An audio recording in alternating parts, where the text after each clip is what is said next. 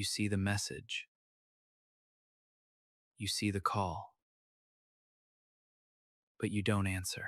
You tell yourself you will reply later. Just not now. Maybe in a few minutes. But minutes turn into hours. And hours turn into days. The message is still there. You look at it again. You think about answering. But you still don't do it. If this feels familiar to you, then you understand this feeling. And this video is for you.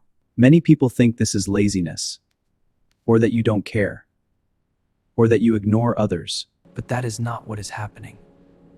It is something deeper. Something inside your mind. People who avoid messages are often not ignoring others. They are overwhelmed. Their mind is already full. Too many thoughts at once.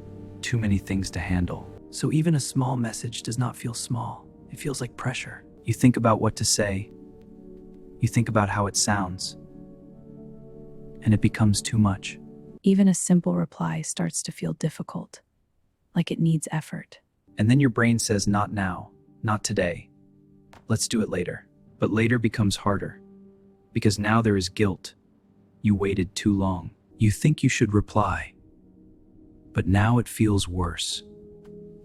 And you delay again. This creates a loop. Delay turns into guilt. And guilt creates more delay. From the outside, people don't see this. They see something else. They think you don't care. They think you ignore them. They don't understand. But inside your mind, it feels completely different. It feels heavy. A phone call feels worse. You cannot pause or think. You must react fast. And this creates stress. Your brain feels pressure. So you avoid it. Avoiding feels easier. In that moment it helps. But only for a while. Because the problem does not go away. It stays in your mind. And over time this becomes a habit. A pattern you repeat. If you know someone like this, you should understand them. They are not rude. They don't need pressure.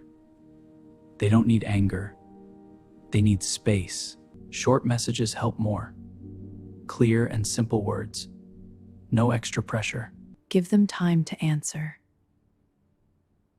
Let them reply slowly,